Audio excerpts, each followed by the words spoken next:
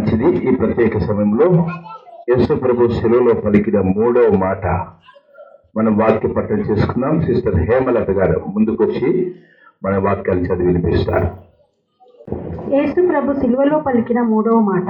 యోహాను సువార్త 19వ అధ్యాయము 26-27 వచనములు. యేసు తన తల్లిను తాను ప్రేమించిన శిష్యుడు దగ్గర నిలుచుండుట చూచి, అమ్మా, ఇదిగో నీ కుమారుడు అని తన తల్లితో చెప్పెను. తర్వాత శిష్యుని చూచి, ఇదిగో నీ తల్లి అని చెప్పెను. ఆ గడియ నుండి ఆ శిష్యుడు ఆమెను తన ఇంట చేర్చుకొనెను. చదవబడిన వాక్యాన్ని దేవుడు దీవించును.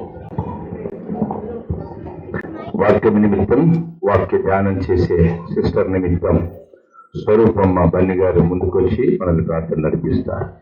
ప్రార్థన. పరిశుద్ధుడా, ప్రేమగల తండ్రి, దయగల దేవా, నీ పరిశుద్ధమైన నామమునకు కృతజ్ఞత స్తోత్రములు తండ్రి. దేవా, ఎవరి కాలమును ప్రభా ఈ దినము నీ సన్నిధిలో చేరి నీ బిడ్డలుగా నిన్ను స్తుతించడానికి మనం నడిపించినందుకు కృతజ్ఞతలు. యోగ్యత అర్హత లేని మాకు ప్రభా మీరు అర్హత కలుగచేసినారు ప్రభా. ఆ సిలువలో చేసిన త్యాగమును బట్టి ప్రభువా తండ్రి, అబ్బాని పిలుచుటకు నీ సన్నిధిలో మమ్మల్ని చేర్చిన దేవా, నీకే కృతజ్ఞత స్తోత్రాలు చెల్లిస్తున్నాను. దీనురాల్ని, బలహీనరాల్ని ప్రభా నాయనా, ఇదిగో నా ప్రార్థన ఆలకించి నీ యొక్క బిడ్డను ప్రభా ఆ సిలువ మీద నువ్వు పలికిన మాటలు మాకు వివరించుటకు ఆ బిడ్డను మీ సిలువ సాటును మరుగుపరచుకోమని, బిడ్డను ధైర్యపరచుమని తండ్రి. అయా, ఆ బిడ్డను స్పష్టంగా మాట్లాడటం కూడా ప్రభా నీ సన్నిధి ఆవరించమని, అయా ఈ కొద్ది ప్రార్థనను ప్రభా నీ సన్నిధిలో సమర్పించుకొనుచు నా ప్రభును రక్షకుడును యేసుక్రీస్తు నామంలో ప్రార్థించి వేడుకొనుచున్నాను తండ్రి. వాక్య పఠనం చదివిన సిస్టర్ హేమలతను, ప్రార్థన చేసిన స్వరూపమ్మని దేవుడు దీవించును గాక. మరి యేసు ప్రభు శిలువలో పలికిన 3వ మాట కొంచెం ప్రాముఖ్యమైన మాట. 4 స్వార్థలో ఒక్క స్వార్థలోనే రాయబడింది అది, యోహాన్ స్వార్థలో. ఎందుకంటే ఆ యోహానే శిష్యుడు, యోహానికి తల్లిని అప్పగించే మాట. మన సిస్టర్ పి సుజాత దాస్ గారు ముందుకొచ్చి ఆ మాట మీద మాట్లాడతారు.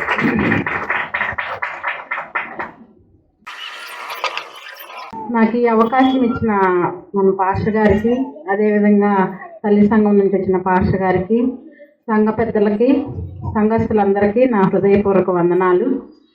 ఒక 2 నిమిషాలు ప్రార్థన చేస్తున్నాను. పరిశుద్ధుడా, జీవం గల దేవా, జీవాధిపతి, నమ్మకం గల దేవా, నీకు స్తోత్రములు నాయన. గతించిన కాలమంతా నీ రెక్కల నీళ్ళ భద్రపరిచావు నాయన తండ్రి. మరి ఈ దినమున నా ప్రభువా, నీ పరిశుద్ధ శుక్రవార దినమున నా తండ్రి మమ్మల్ని, మా సంఘమును నా ప్రభువా ఇక్కడకు నా తండ్రి సమకూర్చిన విధానాన్ని బట్టి మీ కృతజ్ఞతాస్తుతులు చెల్లించుకుంటున్నాం నాయన. ఏమిచ్చి నీ రుణం తీర్చుకోగలము నా తండ్రి. అయ్యా, మా కొరకు మీరు కల్వరిలో నా ప్రభువా ఎన్నో కష్టాలు, బాధలు, వేదనలు పడి ఉన్నారు నా ప్రభువా నా తండ్రి. ఆ మాటలను మేము మా తండ్రి మరి మా జీవితాల్లో నా ప్రభువా మళ్ళీ నెమరు వేసుకుంటూ నా తండ్రి నీ సన్నిధిలో మేము ప్రతి మాటను నా తండ్రి మాట్లాడుచుండగా నా తండ్రి నీ కృప, నీ కంచె కాపుదల ఉంచిన ఆయన. మరి 3వ మాట నేను మాట్లాడుచుండగా నా తండ్రి నాయన మంచి జ్ఞానాన్ని నాకు దయచేయి నాయన. మాట్లాడే స్వరమును నాకు ఇయ్యా. అయ్యా, బిడ్డలైతే నా తండ్రి నా ప్రభు ఈ మాటను నేను మాట్లాడుచుండగా నాలో నిన్ను చూసుకునే భాగ్యము దయచేయి నా ప్రభు. ప్రతి విషయంలో సహాయం చేయి నాయన.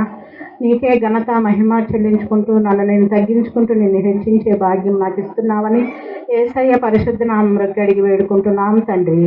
ఆమేన్. దేవుని నామానికి వందనాలు. మొదటి మాటగా, యేసు తండ్రి వీరేమి చేస్తున్నారో వీరెరుగురు గనుక వీరిని క్షమించమని మనకి పాస్టర్ గారు వివరించారు. మనము ఈ లోకంలో యాత్రికులుగానే ఉన్నాము. అంటే దేవుణ్ణి మనం ఎరిగి ఉన్నాం, కానీ దేవుడి పట్ల మనం ఏం చేస్తున్నామో మనకే అర్థం కాని పరిస్థితుల్లో మేము ఉన్నాము. దేవునికి మన నిజ జీవితంలో దేవుడికి ఏ విధంగా మనము లోబడి ఉండాలి, దేవుని ఆజ్ఞలు మనం ఏ విధంగా పాటించాలనేది మనం నేర్చుకొని ఉండాలి మన నిజ జీవితంలో. మళ్ళీ అదేవిధంగా 2వ మాటగా, అందుకు ఆయన వానితోనే నీవు నాతో కూడా పరదేశీలో ఉందని నిశ్చయముగా నీతో చెప్పుచున్నాను నన్ను. 2వ మాటగా, దేవుడు ఆ 2 దొంగలతో మాట్లాడున్నాడు. ఒక దొంగ అయితే క్రూరంగా మాట్లాడుతున్నాడు. దేవుడు పక్కన ఉండి కూడా దేవుడు చేసిన మేలు తెలుసు అతనికి.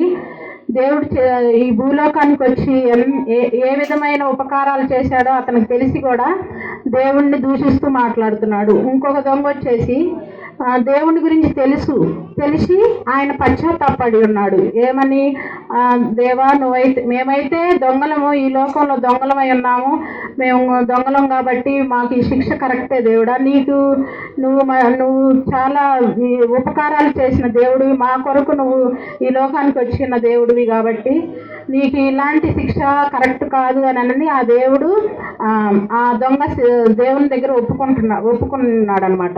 ఈ 2 మాటల తర్వాత 3వ మాటగా యేసు తన తల్లియు తాను ప్రేమించిన శిష్యుడును దగ్గర నిల్చుండుట చూసి, అమ్మా ఇదిగో నీ కుమారుడని తన తల్లితో చెప్పెను. తరువాత శిష్యుని చూసి, ఇదిగో నీ తల్లి అని చెప్పెను. ఆ గడియ నుండి ఆ శిష్యుడు ఆమెను తన ఇంట చేర్చుకొనెను. ఇది యోహాను సువార్త 19వ అధ్యాయము 26వ వచనం నుంచి 27వ వచనం వరకు ఉన్నది. అయితే ఇక్కడ దేవుడు మనకి ఏమి వ్యక్తపరుస్తున్నారంటే, ఒక తల్లి కొడుకుల మధ్య ఉన్న సంబంధాన్ని మనకు చూపిస్తున్నాడు. మరి ఒకటి ఏం చూపిస్తున్నాడంటే, తన రక్త సంబంధాన్ని మనకి చూపిస్తున్నాడు. దేవుడు లోకానంతటికీ తన రక్తాన్ని దారపోసిన దేవుడు ఈ సందర్భంలో కూడా తన తల్లిని గురించి, తన సంబంధం గురించి దేవుడు ఈ విధంగా ఈ వాక్యములో మనకి తెలియపరుస్తున్నాడు. శిష్యుల్ని చూసి, యోహాను గారిని చూసి, దేవుని శిష్యులు 12 మంది శిష్యులు అన్నమాట. ఈ 12 మంది శిష్యుల్లో దేవుడు యోహాను గారినే ఎంచుకున్నారు. ఆ సమయంలో దేవుడు సిలువ వేసే సమయంలో ఎంతో అక్కడ మనం ఊహించుకుంటే ఎండలో అక్కడ గులకరాళ్ళల్లో కొండ మీద మామూలుగా మనం ఎండలో వెళ్తేనే ఆ రాళ్ల మీద నడిస్తేనే మనం చాలా బాధపడతా ఉంటాం, అబ్బా అనుకుంటా ఉంటాం. కానీ దేవుణ్ణి ఆ ఘోరంగా ఎంతో అట్లా కొరడాలతో తన శరీరాన్ని చీల్చి ఎంతో మంది మరి అక్కడ ఉన్న సైన్యాధిపతులు దేవుణ్ణి ఎంతో మంది ముఖం మీద ఉమ్మివేసి తనకు మరి ఘోరమైన 4 అంగుళాలు కలిగిన ముళ్ళ కిరీటాన్ని దేవునికి ధరించి తలకు శిరస్సుకు పెట్టి మళ్ళీ అదే విధంగా తనని చూడకుండా నువ్వు నిజమైన దేవుడివేనానని పిడుగుతులు గుద్ది అట్లా ఎంతో మంది తనని దేవుణ్ణి దూషిస్తూ వచ్చారు. హేరోదు రాజు, యూదుల రాజు అని పలికిన జనమే అదే జనము మళ్ళీ ఈ దినమున, అంటే ఈ శుభ శుక్రవార దినమున మనం ఊహించుకొని మాట్లాడుకుందాము. శుభ శుక్రవార దినమున దేవుణ్ణి అదే ప్రజలు దేవుణ్ణి సిలువ వేయాలని కేకలు వేస్తారు. అట్లా అంటే ఈ లోకంలో ఉండి మనకు నచ్చిన విధంగా మనం జీవించటము అది సబము కాదు. కానీ దేవుడు వీటిలన్నిటి కొరకు తన కుమారుణ్ణి గొర్రెపిల్ల రూపంలో దేవుడు మనకి ఈ భూలోకానికి పంపించి ఉన్నాడు.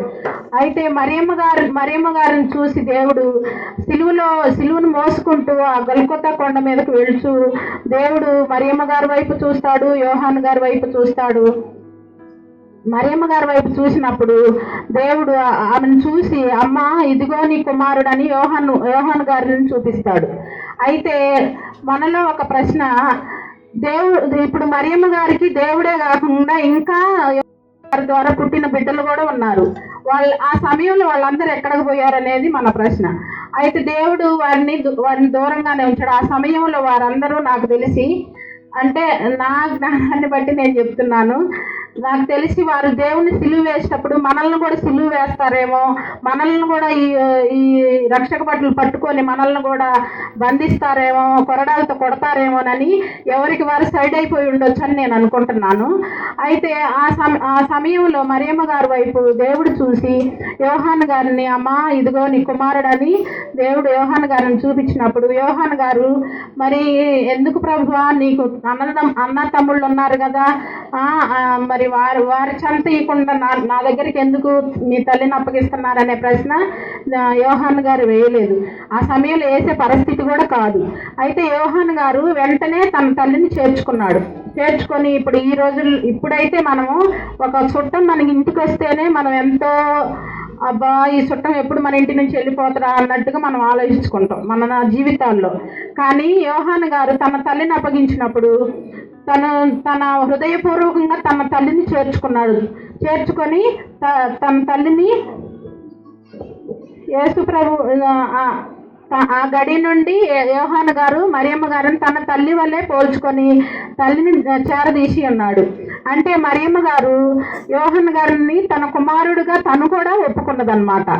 ఈ తల్లి కొడుకుల బంధాన్ని ఆ స్థితిలో ఉండి కూడా దేవుడు కల్వరి సిలువలో ఉండి ఎంతో మన కొరకు వేదన పడుతూ ఎంతో శరీరాన్ని నలగొట్టుకొని మన కొరకు మన పాపముల కొరకు దేవుడు మరి అంత దయానిధిలో ఉండి కూడా తన తల్లికి బాధ్యత తల్లిని వదిలిపెట్టకుండా యోహాను గారికి అప్పచెప్పాడు. మళ్ళీ అదేవిధంగా తన శిష్యుడు కూడా ఒక బాధ్యత అప్పచెప్పున్నాడు. ఇక్కడ మనం ఏం చూస్తున్నామంటే దేవుడు తన రక్త సంబంధాన్ని తన శారీరక సంబంధాన్ని అన్నిటిని కూడా దేవుడు ఎట్లాంటి స్థితిలో ఉన్నా కానీ తన ప్రేమను కూడా వ్యక్తపరిచి ఉన్నారు. మనము కూడా మన నిజ జీవితంలో సహోదర ప్రేమ కలిగి ఉండాలి. అదేవిధంగా మన తల్లిదండ్రులను మనము సన్మానించాలి. మన తల్లిదండ్రులని మనమైతే నిజంగా చెప్పాలంటే కొంతమంది తల్లిదండ్రులను చూడకుండా ఏదో మేము డబ్బులు ఇస్తున్నాంలే ఆ డబ్బులతో బతుకుతారులే అని ఉంటారు. కొంతమంది తల్లిదండ్రులు మన దగ్గర ఉన్నా కానీ ఏదో ఇష్టం వచ్చింది పెట్టి బతుకుతున్నారులే అన్నట్టుగా మేము చూస్తున్నాం అన్నట్టుగా లోకానికి చెప్పుకుంటూ ఉంటారు. అయితే దేవుడు ఏం చెప్తున్నాడంటే నీ తల్లిని తండ్రిని సన్మానించుము, నువ్వు దీర్ఘాయుష్మంతుడు అవుతావని దేవుడు మన వాక్యంలో సెలవిస్తున్నాడు. అయితే మనము ఎట్టి పరిస్థితుల్లో ఉన్నా మనం గంజి తాగితే గంజే పెట్టాలి, మనం బిర్యానీ తింటే బిర్యానీయే పెట్టాలి. అది తల్లిదండ్రులకు మనం ఇచ్చే విధేయత. అయితే ఇంకా దేవుడు ఆ విధంగా తన సంబంధం గురించి దేవుడు మరియమ్మ గారితో యోహాను గారిని అలాంటి స్థితిలో ఉండి కూడా వారిద్దరికి తల్లి కొడుకుల సంబంధాన్ని ఏర్పరిచి ఉన్నారు. అదేవిధంగా నేను 1 కొరింథీలు 2వ అధ్యాయము 9వ వచనము ఒకసారి చదివి వినిపించు. దేవుడు తన ప్రేమించిన వారి కొరకు అని అన్నాడు. దేవుడు తన తల్లిని ప్రేమించి ఉన్నాడు. అదేవిధంగా శిష్యుడైన యోహాను గారిని తన 12 మంది శిష్యుల్ని ప్రేమించున్నాడు. కానీ ఆ శిష్యుల్లోనే ఒక్కొక్కరు ఒక్కొక్క రకంగా ఉండి వారు విడదీయబడ్డారన్నమాట. ఒక్కొక్కరు ఒక్కొక్క రకంగా ఒక్కొక్కరు బుద్ధులు ఒక్కొక్క రకంగా పెట్టుకొని ఉన్నారు. వారిలో యోహాను గారిని ఎంచుకొని దేవుడు యోహాను గారిని కూడా ప్రేమించున్నారు.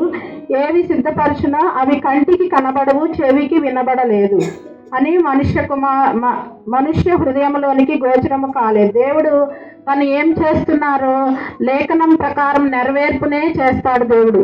ఆ లేఖనములో ఏ విధంగా అయితే వ్రాయబడి ఉన్నదో అదే విధంగా తన తల్లిని యోహాను గారికి అప్పచెప్పి తన తల్లి ఊహించున్నదన్నమాట. ఆ పరిస్థితుల్లో నా పరిస్థితి ఏంది, ఈయన యేసు ప్రభు ఈ విధంగా సిలువ వేయబడుతున్నాడు, నేను ఎవరి దగ్గర బ్రతకాలి అనే ఆలోచన ఆమెకు వచ్చినా కానీ ఆ పరిస్థితుల్లో ఆమె ఆలోచించి ఉండిపోవచ్చు. కానీ దేవుడు తన బాధ్యతను గుర్తుపెట్టుకొని తల్లిని ఒంటరిదాన్ని చేయకుండా యోహాను గారికి అప్పచెప్పి ఉన్నాడు. యోహాను గారు ఆమెను దగ్గరకు చేర్చుకొని ఉన్నారు. అదే దేవుని ప్రేమ.